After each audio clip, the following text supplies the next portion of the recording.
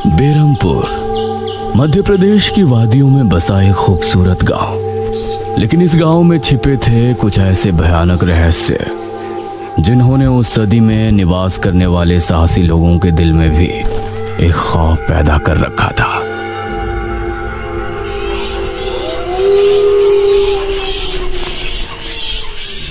आज तो बहुत दिनों के बाद मित्रों से मिलना हो रहा है, बहुत आनंद आएगा। अरे मदन, कहाँ जा रहा है इस समय? पिताजी, मेरे मित्रों से इतने दिनों बाद मिलना हो रहा है, वो सुबह होने पर वापस नगर चले जाएंगे। अरे तुझे पता नहीं क्या, आज शनिवार की रात है।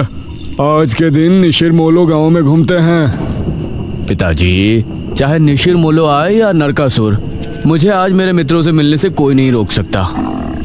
ठीक है, लेकिन ध्यान रहे, जैसे ही तुमको उनके कदमों की आहट सुनाई दे और उनका वो मंत्र जिसको वो दोहराते हुए आगे बढ़ते हैं, तो उन्हें बिना देखे किसी ऐसी जगह छिप जाना जहां से ना वो तुमको देख सके ना तुम उनको। और जब तक उनकी आवाज आना बंद ना हो जाए उनके सामने नहीं आना। वो 4 भयानक आदमी होते हैं जो अपने कंधों पर एक ताबूत को उठाए होते हैं, और अगर कोई उन्हें देख ले तो वो जिंदा नहीं बचता। मुझे पता है पिताजी, अब मैं चलता हूँ। यह कहकर मदन घर से निकल गया, लेकिन उसके पिता के चेहरे पर उसकी फिक्र साफ नजर आ रही थी। निशिर मोलो आ जाएंगे और साथ ले जाएंगे। ऐसा लगता है कि हमारे गांव के लोग अभी भी दूसरी सदी में जी रहे हैं। वो तेज तेज कदमों के साथ आगे बढ़ रहा था। कुछ देर बाद उसे जंगल की तरफ एक पगडंडी वाला रास्ता नजर आया। यहाँ से जाऊंगा तो जल्दी पहुंच जाऊंगा, यहीं से आगे बढ़ता हूँ। बिना ज्यादा सोचे वो जंगल के अंदर बने उस पगडंडी वाले रास्ते पर आगे बढ़ गया।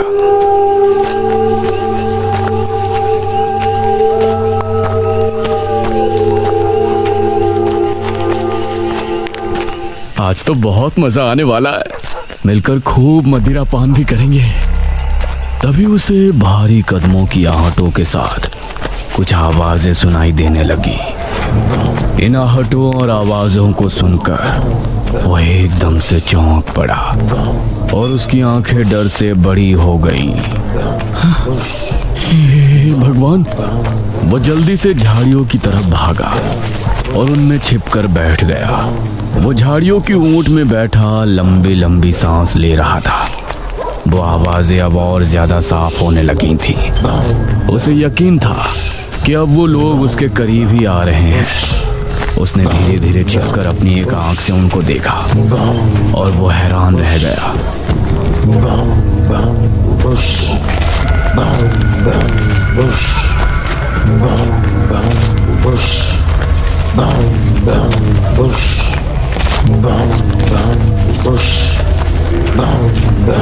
हे भगवान, मैंने इन्हें देख लिया।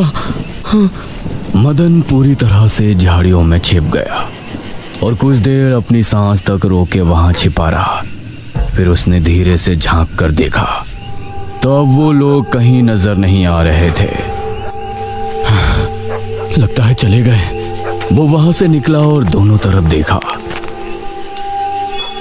तो वहां कोई नजर नहीं आया। शुक्र है भगवान, उसने एक कदम बढ़ाया ही था कि तभी उसे फिर से वही आवाजें अपने ठीक पीछे से सुनाई देने लगी। उसने एक झटके से पलटकर देखा तो वो चारों ताबूत वाले शख्स ठीक उसके पीछे खड़े थे।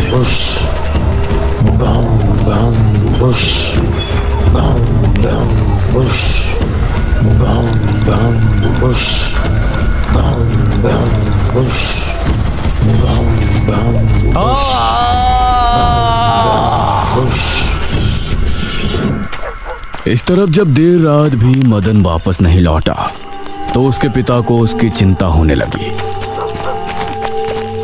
उसने गांव के एक आदमी विपुल को साथ लिया और जंगल की तरफ रवाना हुआ।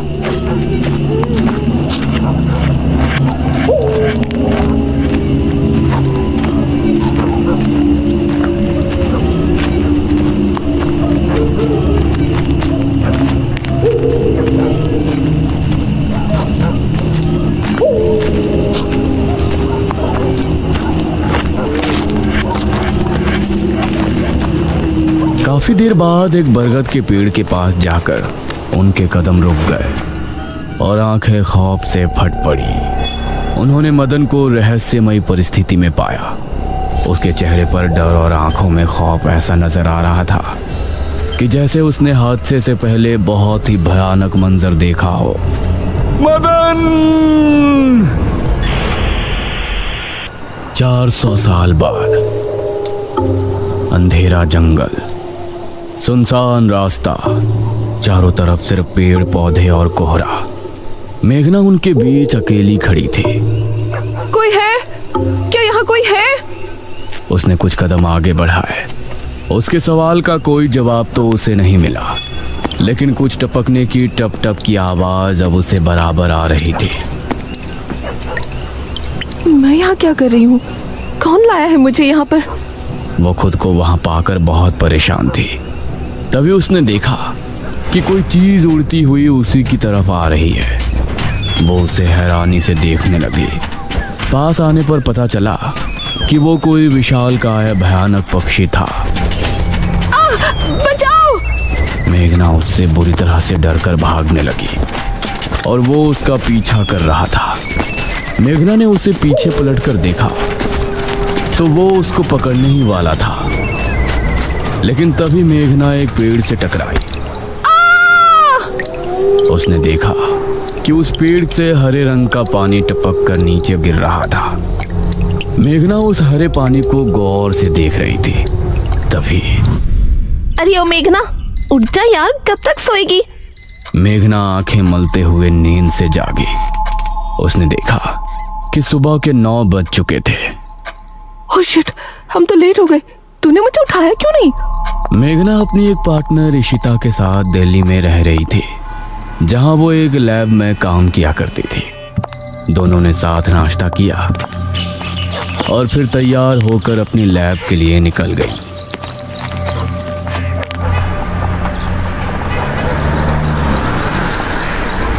तेरा ऑमलेट खा खा कर मेरा पेट खराब हो चुका है। रोजाना कच्चा ही बनाकर दे देती है। शुक्र मना कि कच्चा भी खाने को मिल तो रहा है। तेरे भरोसे रहेंगे तो वो भी नहीं मिलने वाला। सोकर ही 9 बजे उठती है।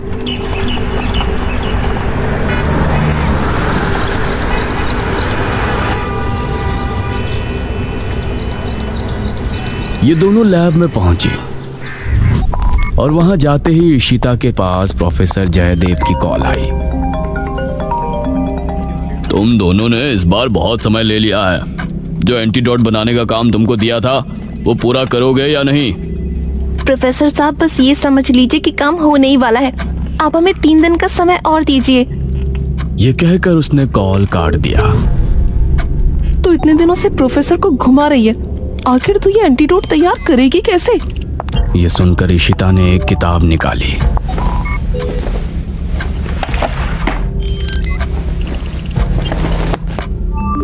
यार देख ये किताब, इसमें बहुत से ऐसे लिक्विड के बारे में लिखा है जिनकी कहानी पुरानी दंत कथाओं और लोक कथाओं से जुड़ी है।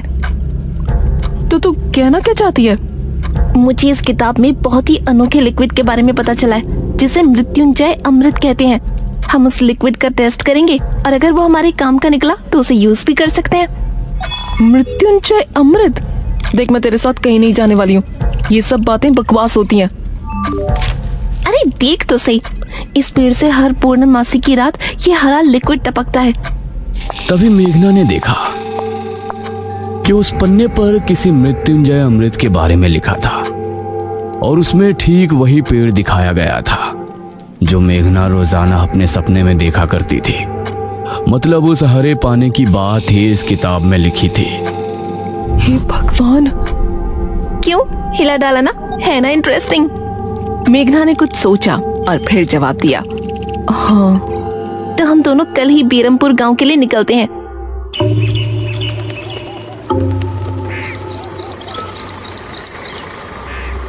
ये दोनों अगली सुबह ही बस से बेरमपुर के लिए निकल गई।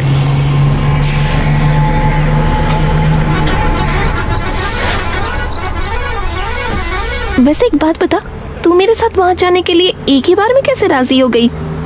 मेघना ने सच को छिपाते हुए कहा, ऐसी अनोखी चीज देखने के बाद भला कौन नहीं होगा जो इसको देखना नहीं चाहेगा? ओहो, ये हुई ना बात। मैंने तुझे पार्टनर बनाकर कोई गलती नहीं की।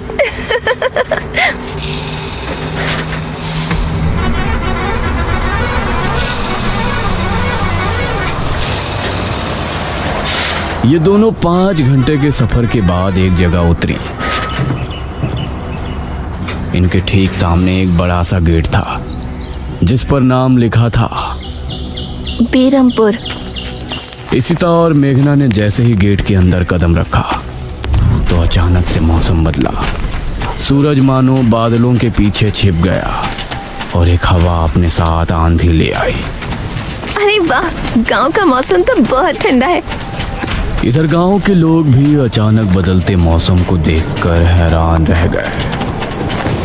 अरे ये क्या, अभी तक तो काफी गर्मी थी, ये अचानक आंधी कहाँ से आ गई?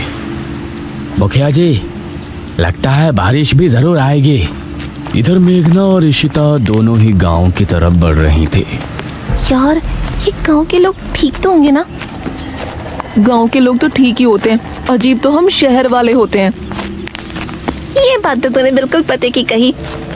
इशिता और मेघना दोनों गांव के चौक पर पहुंची। वहां एक कुआं भी था और वहीं मुखिया भी 2 आदमियों के साथ खड़ा था। अरे बच्चियों, तुम दोनों कौन हो? अब नमस्ते जी, मेरा नाम इशिता है और ये है मेरी दोस्त मेघना। अच्छा बेटा, वैसे हमारे गांव में किस वजह से आना हुआ? वो असल में वो अंकल, हम लोगों को अपनी स्टडी के लिए 5 गांवों के बारे में लिखना है, इसलिए हम लोग यहाँ आए हैं। इसके बाद और 4 गांवों में जाएंगे। ओह अच्छा, फिर तो ठीक है बच्चों, हम तुम्हारी जितनी हो सके उतनी मदद करेंगे। जी अंकल, क्या हमें यहाँ कुछ दिन के लिए रहने के लिए कोई घर मिलेगा किराए पर? अरे बच्चों, तुमको किराए की घर की क्या जरूरत है? तुम दोनों जब तक चाहो मेरे ही घर में रह सकती हो। ठकुराइन वैसे भी लड़कियों से बहुत प्यार करती है। जी शुक्रिया अंकल।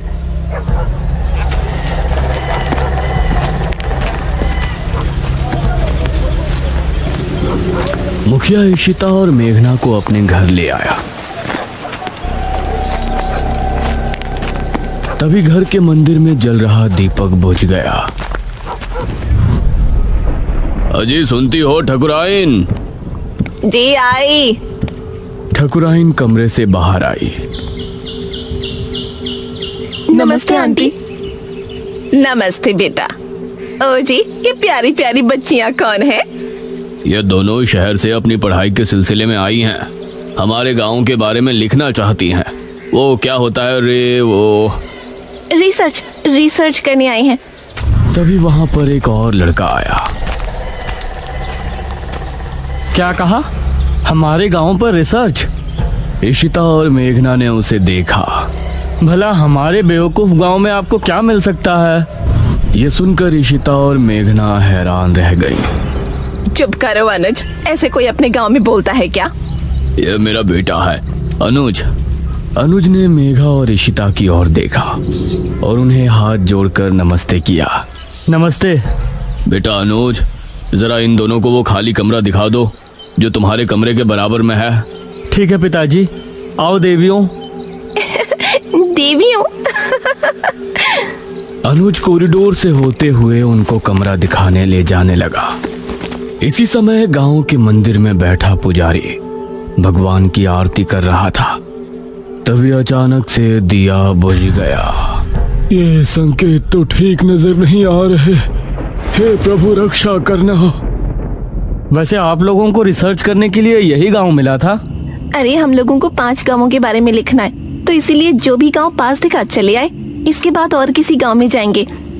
अच्छा, वैसे यहाँ कुछ ऐसा है जो कि रहस्यमय या ऐतिहासिक हो? हाँ है ना, एक राजमहल। राजमहल यहाँ? हाँ, 400 साल पहले जो यहाँ के राजा हुआ करते थे, उनका महल। वैसे अनुज, क्या तुम हमें उस महल में लेकर चलोगे? हाँ, तुम लोग जाना चाहोगी तो जरूर। तो ठीक है, रात को जब सब सो जाएंगे तो हमें वहाँ ले चलना। यह सुनकर मेघना इशिता को हैरानी से देखने लगी। रात के समय तुम लोग मजाक तो नहीं कर रहे? नहीं, हम तो चलने को तैयार हैं। तुम्हें डर लग रहा है तो बताओ। मेरा गांव है ये, मुझे क्यों डर लगेगा। ठीक है, ले चलूंगा, लेकिन पिताजी को और माँ को पता नहीं चलना चाहिए। ग्रेट। तो बताओ किस टाइम आ रहे हो? 12 बजे तक पिताजी और माँ दोनों सो जाएंगे। मैं उसी समय तुम लोगों को ले आऊंगा। हाँ सही है। ये कहकर अनुज ने उन्हें कमरे में छोड़ा और वहां से चला गया। ये क्या, हम तो उस मृत्युंजय अमृत के बारे में पता करने आए थे ना। अब हम ये राजमहल क्यों जा रहे हैं? अरे उसको सीधा पूछते तो उसे शक हो जाता ना। आज हम राजमहल चलते हैं और फिर कल उसे जंगल जाने को कहेंगे और वहाँ जाकर बातों ही बातों में उससे मृत्युंजय अमृत के बारे में पूछेंगे। ये सही है। इस तरफ गांव के लोग मौसम के बदलती ठंड से बहुत हैरान थे। पुजारी बार बार आसमान की तरफ देख रहा था, जहां उसे काला अंधेरा इधर उधर घूमता हुआ नजर आ रहा था। करीब 12 बजे जब मुखिया और उसकी पत्नी गहरी नींद में थे तो अनुज कमरे से निकला। अरे लगता है आ गया। इशिता ने उठकर दरवाजा खोला। हाय अनुज। तुम लोग तैयार हो? हाँ चलो, हम तो रेडी हैं। तो चलो। अनुज इनको लेकर घर से निकला और इन्होंने 2 गलियां पार कर ली थी। उफ, तुम्हारे गांव में हवा इतनी ज्यादा चलती है क्या? रोज तो नहीं चलती, लेकिन शहर की 2 लड़कियों के साथ लगता है उनके शहर का प्रदूषण भी आंधी के रूप में साथ आ गया। कुछ देर चलने के बाद ये तीनों एक बड़े से राजमहल के सामने खड़े थे, जिसे देखकर मेघना को कुछ याद आने लगा। ऐसा लगता है कि इस राजमहल को मैंने पहले कहीं देखा है। ये है राजमहल, राजा सूरजभान का। वाकई में काफी आलीशान है। यह कहते हुए इशिता ने अपने कैमरे में उसकी एक फोटो ली। हमें खिड़की से अंदर जाना पड़ेगा, इसका दरवाजा सालों से जाम है। ये तीनों एक खिड़की के रास्ते राजमहल में पहुंचे और वहां की हर एक चीज मेघना को जानी पहचानी लग रही थी। इस तरफ गांव में आंधी का बहाव बढ़ने लगा था। सभी अपने अपने घरों में आराम से सो रहे थे।